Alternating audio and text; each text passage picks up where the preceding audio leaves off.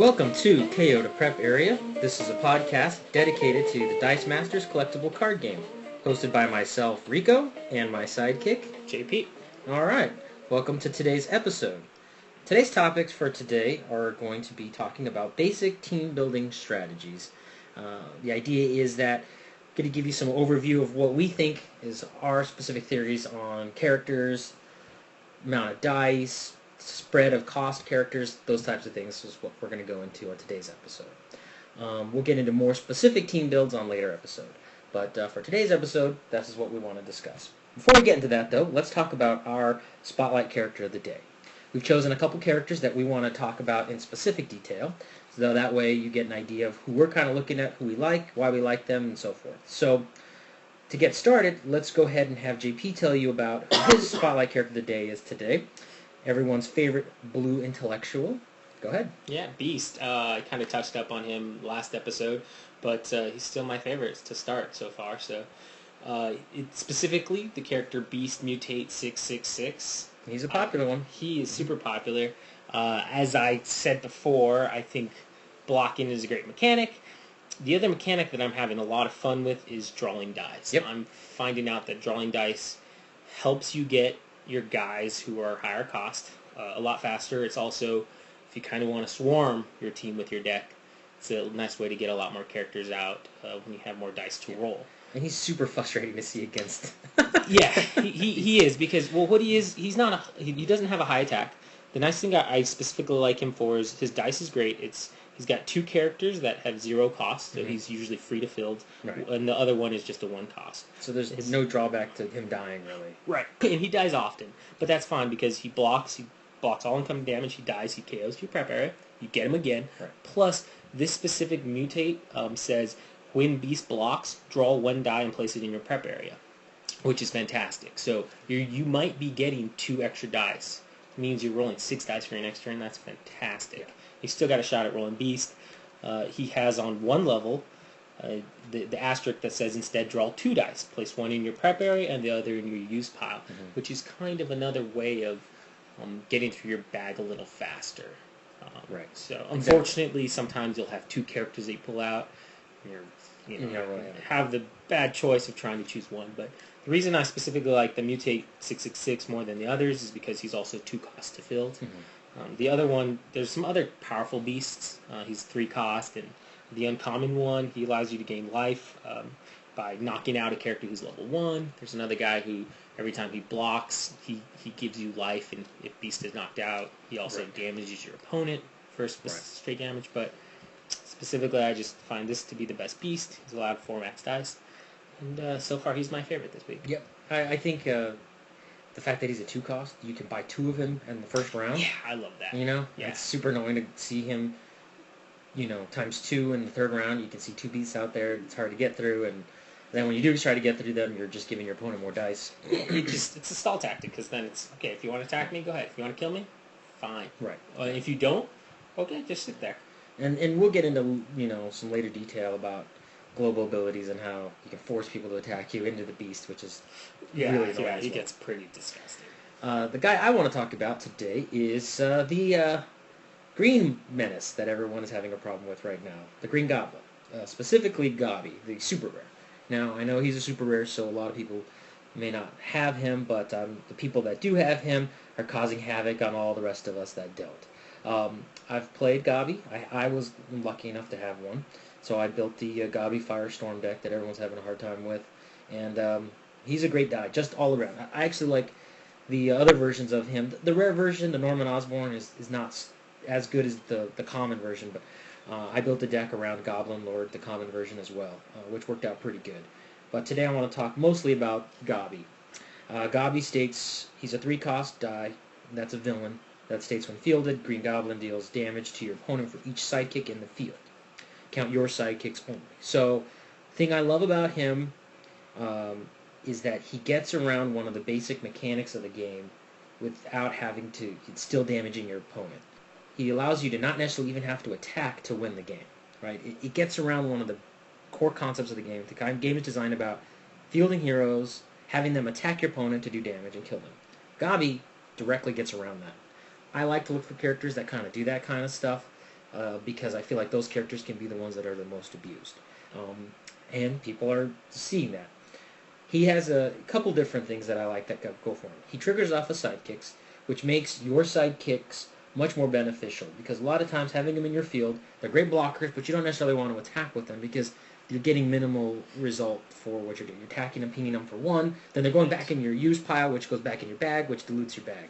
Correct. This guy allows you to keep your sidekicks in the field, which gets them out of your dice bag, kind of thinning your deck out. Correct. And while they're there, he can damage for each of the guys that's there. So they get to do their damage to you without having to lose anything. He's a 3-cost die, so my favorite open is to try, I roll 4 dice. If I roll a sidekick at 3 energy, one of them's a question mark or a lightning bolt, boom. Feel the sidekick, get one out of my bag, replace it with a Gabi, And then I do that 3 times, and, I've won games where I don't actually have to attack. You just field your Gabi 3 or 4 times, and they're dead.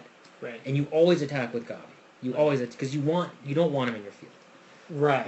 You want him either KO'd or back in your use pile, so that you can roll me. Because where he does most damage is when he's rolling. His actual ability is only triggered off of when fielded. When he's fielding. Yes. So you need to get him out. The thing I also like about Gabi is that he's really cheap to field. He's a 0-2-2, a 1-3-3, and a 1-5-5. 1-5-5 is great value. Yeah. Yeah, it's got to be one of the most powerful dice for 1. So, getting back into why I like Gabi, he's cheap, he comes out, he hits hard, he damages your opponent. He would get around beasts. Right. You don't have to block. Right. And that leads into our basic topic of the day. Basic team-building strategies and tactics. One of the things that I was mentioning that I like about Gabi is the fact that he's a 3-cost die. I like characters. When I build my teams, I found that having lower-cost characters is really important to have on your team. Kind of the rule of thumb that I've been going by right now is half of my team is 4-cost or below. I think that 4-cost threshold is really important because that's the threshold of which you can buy rounds 1 and 2. Mm-hmm. You won't ever be able to buy cost 5 or higher in the first 2 rounds of the game. And being able to allow yourself to add superheroes to your die bag is really important. I guess there's always an exception to that rule if you have certain things out, but as of right now... I guess if in the weird case that you were to get 4 sidekick on your first turn and somehow block with all 4 on that turn, right, then you get 8 dice, but that's unbelievably rare, or if there was some kind of crazy global somehow. Right. There's going to be some... In most of the games that I've been playing, if people get a sidekick or 2 in the first round, they'll re-roll them to try to get extra energy, because they want the characters. Yeah, and that's just... Yeah. So my theory is have half your team 4-cost or below. I don't know. Is that something that you follow, or what are you... Well, I think it's kind of a team-by-team basis. I can't really put a number on how many low-cost characters I have. I tend to see I've got at least 3 that are underneath 4 or less. But it depends on the mechanic. The mechanics I've been playing this last week have been a lot of draw decks. So I have like Beast, who will draw extra dice. Nova, who when takes damage gets an extra die. Right. So Nova is a 5-cost character. So he's kind of low. He's a little bit above. But if I'm getting extra dice, then it prevents me from just staying to the 4 and under. Right. Usually I'm rolling about 6 dice a turn, which helps me get to those higher characters, which is nice. But I'd say, 4 is not a bad rule of thumb, case-by-case basis, but I definitely would say I have the majority of my actual total dice allowed out of 20. I'd say probably the majority are on my characters under 4. Yeah. I'm not going to run 4 dice on a 7-cost character. No, yeah, and we'll get to dice placements and how many dice you place per character here in a second. I just want to quickly touch up on the fact that I think 2-cost characters are incredibly important to have on your team. Yeah. I seem to include at least 1 2-cost character on just about every team build I have, because you always seem to get, especially late game, you always seem to end up with 2 extra energy. And if you don't have globals for them to trigger off of, or they're not the right kind of energy, it's always nice to have that little bit of a buffer to continually add dice to your bag. Yeah, having 2 costs. I mean, there's only a handful of characters out there that are literally 2-cost characters. Right. So having one of those, Beast, Black Widow, a Ghost Rider, and... Lowrider, I like to call him Lowrider. Lowrider. He's a low-cost die that doesn't do anything. Yeah, so. Ghost Rider, Johnny Blaze, his actual ability says, no special effects, Just a low-cost die with good numbers. Lowrider, baby. That guy's awesome. I think that's hilarious. But besides the characters, there's also only one action card that is 2. Yeah. Specifically, invulnerability. Now, so if you get 2 energy, you're just sitting there like, these are just wasted dice. So it's really nice to have at least one of those 2 cost cards in your deck. Right. Just for that off chance. Exactly. I think that's important. But getting back to what you're saying with dice placement, I tend to build my teams just myself. I don't know if you follow this too, but I like to have half of my team dedicated to 4 or below. So I'll have 4 characters, 4 or below, and then I always use 8 characters. We'll get into the theory about that in a second here. 4 or higher, 5 or higher. And I will usually put 3 or 4 dice on each of my 4-cost characters. If I use 3 dice on each of my 4-cost characters, that allows me to put 2 dice on all of my other cost characters that are higher than that. And I use that as my basic matrix. I have 4 characters that have 3 dice each, which is 12 dice. And then I have 8 dice to spread out over the other 4 characters. And sometimes I'll reduce or add, so some guys I only have on my team for one specific reason, like I'll pack a Loki Gem Keeper with just 1 die in case I'm going up against a specific team with somebody that I don't want to field. I don't think that you ever need to field more than 1 Loki Gem Keeper for a specific example. Specifically with that Loki, it's almost detrimental to field him because he counters himself. Right. He says when fielded, you choose a character and then your opponent cannot field that character. However, you have to, for every time you field Loki, choose a new character. Right. So having multiple Lokis isn't necessarily a good thing. Right, exactly. So if I'm only going to field 1 die of that specific character, then that gives me an extra die to pass on to someone else. And usually I would consider him a counter character. And for counter characters in my theory, you're not going to be using him to attack or defend. You only want him in case thing goes wrong, or something goes wrong, or something goes bad. Right. He's just extra buffer. He's not part of your team. He's just part of your counter strategy. Right. Do you use a basic structure for when you're dice building? Like I use, like I said, 3s on all my 4s or belows, and 2s on everyone higher. And then I kind of play with that within each specific team. I like to have a minimum of 2 dice that on a 2-cost character, for example, Beast, because I think my favorite first turn move is if I roll any sidekicks, I try to get 4 energy first turn, no matter what. If I hit the sidekick, I'll re-roll the energy, because if you can buy 2 dice in a turn, it's huge, especially early. So that's what I try to do, be it a Ghost Rider, if I'm just trying to get a bunch of energy, I'm just trying to get 2 dice in a turn.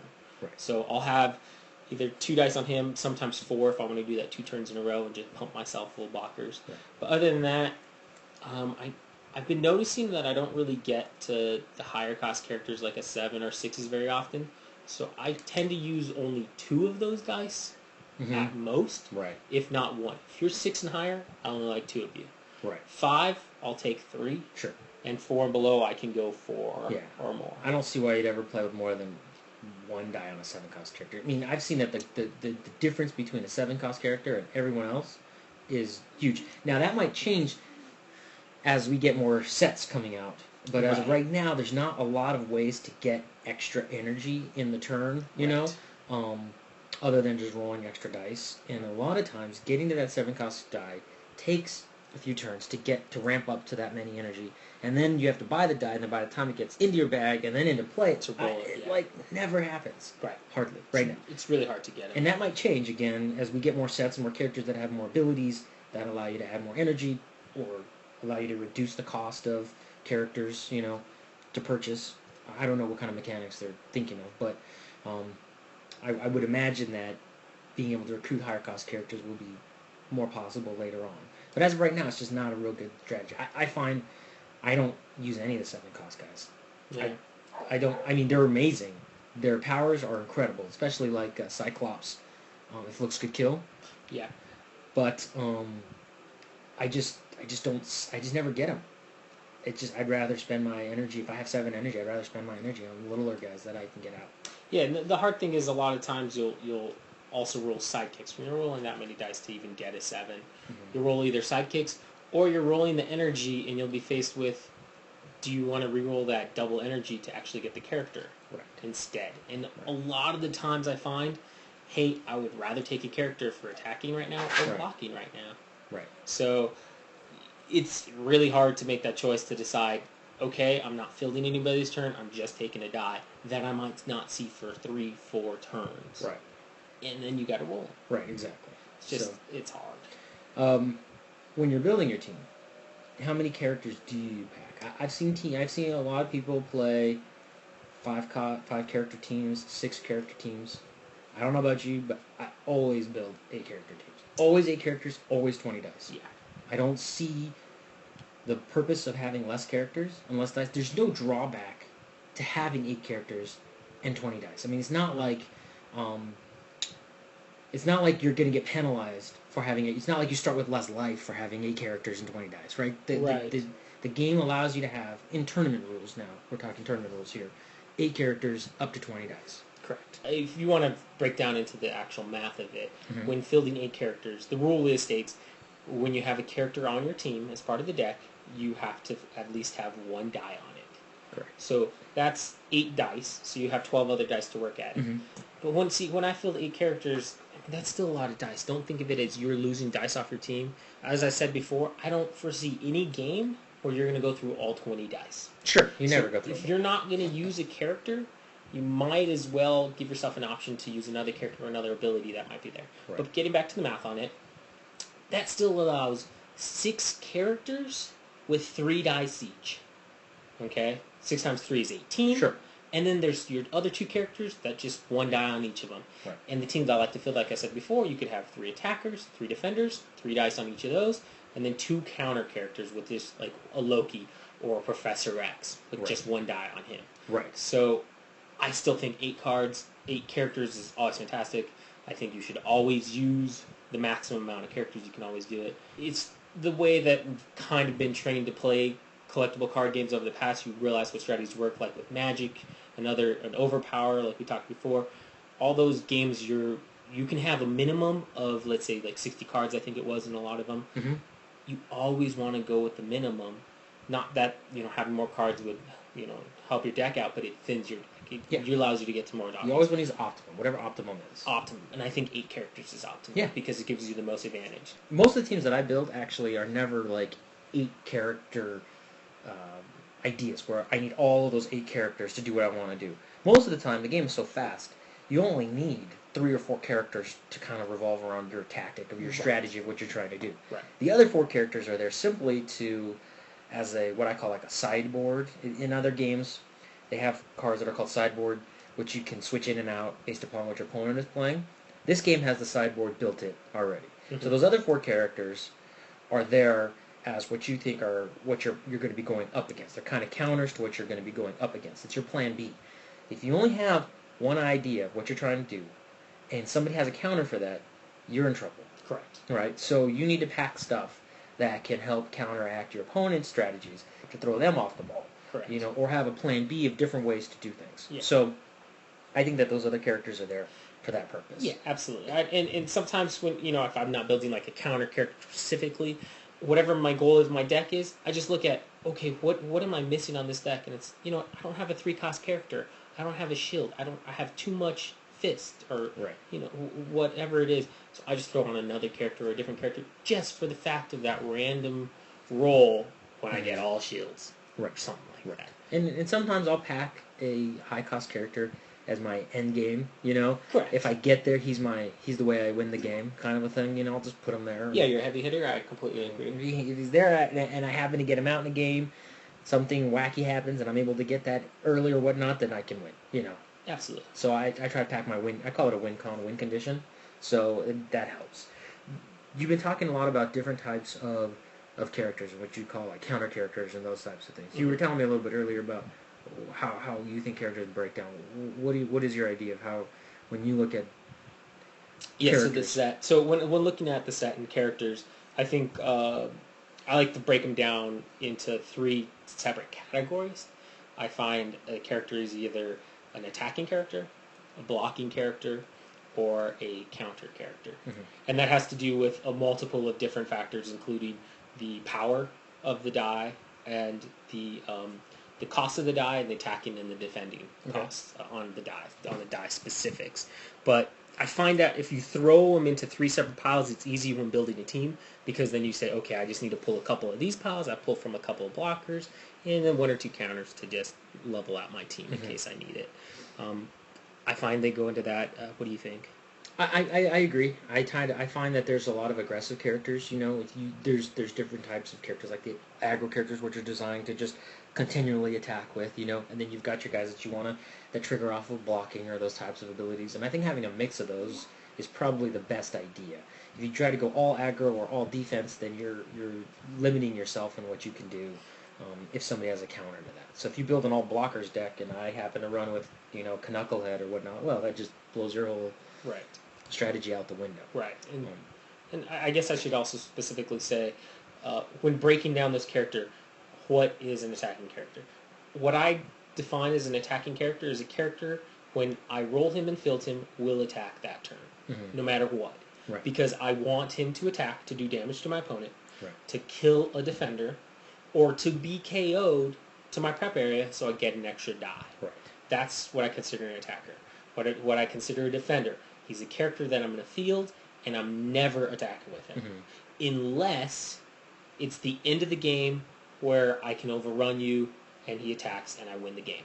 But I do the math at that point and say, oh, I need 10 damage. Hey, I happen to have 5 beasts here for 10 damage. I'll attack you with all 5. Other than that, those beasts are never attacking, or my defending characters. They are there purposely to stop your incoming damage. Right. And then a counter character, usually what a counter character is he's a counter character because of his ability, and usually it's a while active ability. Right. While active means you have to be in the field. Now, you can either be in the field or attacking. I never want to lose that character, so he's there just to stay in my field and block when he can, but I'm not going to block and sacrifice him either. Right. I'd rather take damage than lose him and miss that possible fielding. Sure. So, exactly. for example, like we talked about Loki a lot this episode, or even Professor X, he gets really nasty with not allowing you to re-roll, or one of his versions being that, another version being that you can't field characters unless you're paying life. Right, and that goes to characters that I like personally. When I see a new set, I always look for powers and abilities that circumvent the basic rules of the game, right? Because I feel like those characters are the most powerful. You have the basic idea of the rules of the game, and the characters are supposed to act within those rules. And there are characters that are good at what they do within those parameters. But the characters that can circumvent certain rules of the game always tend to be the most powerful, right? Like I said, Gabi, right? Because he circumvents the ability to need to attack your opponent to kill them. By just fielding him, he damages you straight up. Don't have to do any. It gets around that certain. Professor X is another one of those guys. The rare Professor X says that while he's fielded, your opponent cannot field characters unless they pay 2 life, right? Well, they have to field characters to win the game, right? So they're gonna take 2 damage every turn at some point. It puts them on a clock, right? Correct. So I mean, unless they decide not to field a character that turn, whatever, but you're severely hindering their ability to win the game without having to pay life. Right.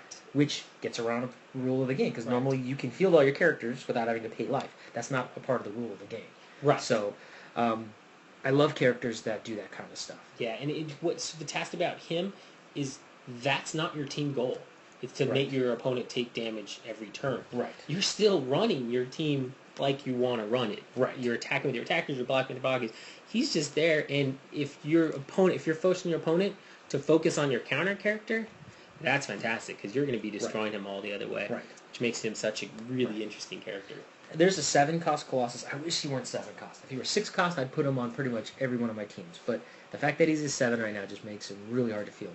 It's the rare, the Pitor Rasputin. It says, while Colossus is active, at the end of your turn, each of your characters level 2 or higher deals 2 damage to your opponent. Again, it gets around a rule of the game. I don't have to attack you. I just have to have characters in my field, and it damages you just for being there. I could field my Gabi, ping you for 3 or 4, and if my Gabi's level 2, my Colossus is level 2 or that, I ping you for another 4 without ever having to do anything. You're right. I think it's incredible. Yeah, that's pretty disgusting. Real quick, let's just touch on the final part of team building. You always have to bring some actions, right? And then the global abilities are a big part of the game, which we can probably go into more depth in detail and how we use them, certain combos, but I know choosing which characters you put on your team can be affected by what kind of globals they come with. you were stating last episode that you tend to always field the same 2 actions. Is that still the same now that you've been playing more games, or have you found that that's kind of changing? It kind of changes a little bit. I have developed a couple of extra strategies when I'm actually, like with Nova when we're talking about the drawing mechanic and drawing dice. I've tried to use the actually damaging my own Nova. And there's an action card, Force Beam, that says deal 1 damage to each character. Sure. I think that's pretty fun because it gets rid of all their sidekicks, it gets rid of my sidekicks, which isn't necessarily a bad thing because it's more dice in my deck. So I realize that's not a very bad card. So I'm using Force Beam a little more, and I think it's very interesting to hurt yourself on purpose, or even Hulk. Hulk says when he takes damage, he does really cool stuff on multiple different versions, depending on which one. He does damage to you, he knocks out a character, but he just, you don't want to make Hulk angry. Right, exactly. So, but specifically when I build teams, I don't build teams around action. I build teams around what you cannot purchase from me. Okay. So I build my characters, and because I can never guess what your team is, I don't want to help your team. Right.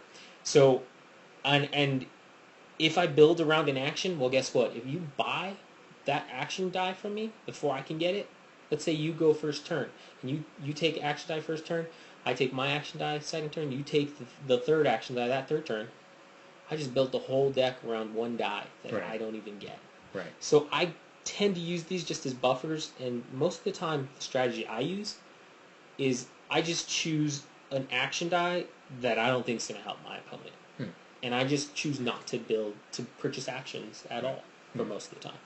Yeah, I find that when it comes to actions, depending on the deck, like if you're building the Gabi Firestorm deck, you're obviously going to want to pack Powerbolt just because it's extra direct damage that you can do without having to attack, things like that. I like running with Invulnerability just because it's a 2-cost die, and it gives you an extra 2-cost die out there once you're done buying all your characters. Late game, you're spending your energy to field your characters, and you've got, let's say, 2 extra energy left over. Well, I guess I can grab an Invul. And it 50% of the time, it's going to give you 2 energy for it. It also has a pretty cool basic global, which adds +1 to attack for each lightning bolt that you pay. So you can always use that late game too, just to finish off your opponent if you need that extra damage. I like it. I don't need to buy the die. I like that it's there if I need to buy it, and then I trigger the global most of the time. Yeah, and sometimes I'll build teams around the global ability. I've thought about direct damage teams, like pretty Knucklehead, just with the invulnerability card that you said.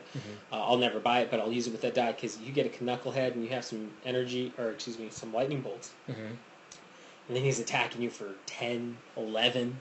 There's nothing you can do about it. That's pretty awesome. Game's over in 2 turns. Now, we are specifically talking about the Wolverine super rare Knucklehead, which states that when he attacks alone, he cannot be blocked. Correct. Let's just state that. Yeah. Correct. So I think globals is the other really important element of the game. Whenever I build my decks, I think about what global that I have would help my opponent. So unless that global ability will help me, I don't like to have characters that have global abilities personally, because it's could be counterintuitive. So unless I'm planned on using a global, I would prefer characters without globals. Yeah.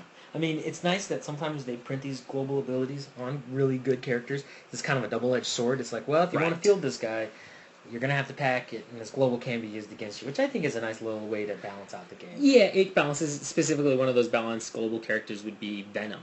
Right. Venom, Rare Venom says when he's fielded, your opponent gets -2 attack, -2 defense for each fist character they have. For each non-fist. Non-fist, excuse me, which is super powerful.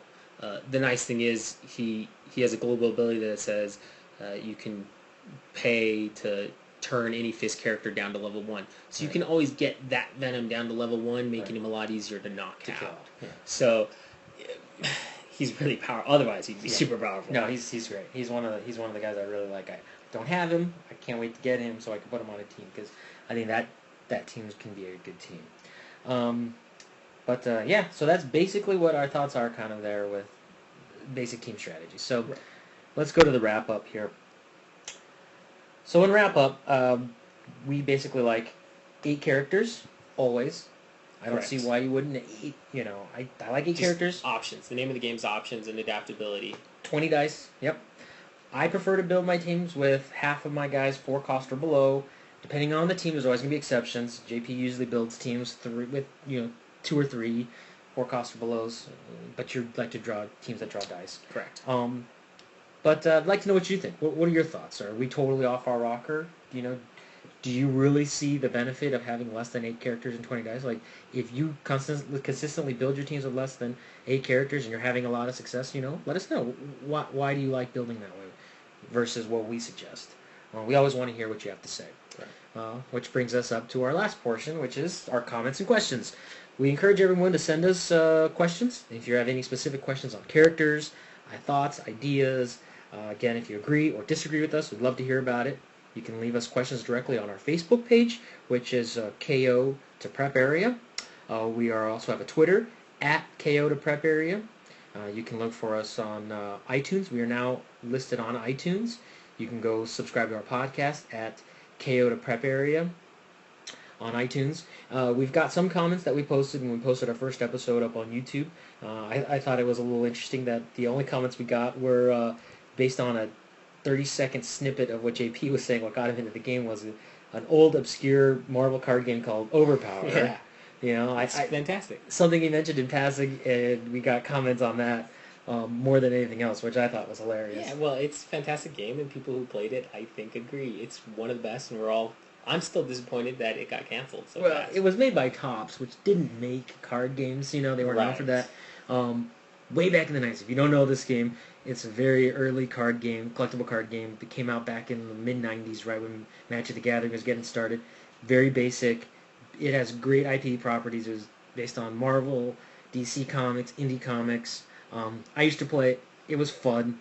It didn't last very long. I think it was only around for like 2 years. Yeah, well, what I enjoyed a lot about it is it was a really quick game. Yeah. We would play a lot of best of 3 matches. Right. And the best of 3, that's kind of why I like this game so much too. Quick, fast games, which you have to build in the strategy too.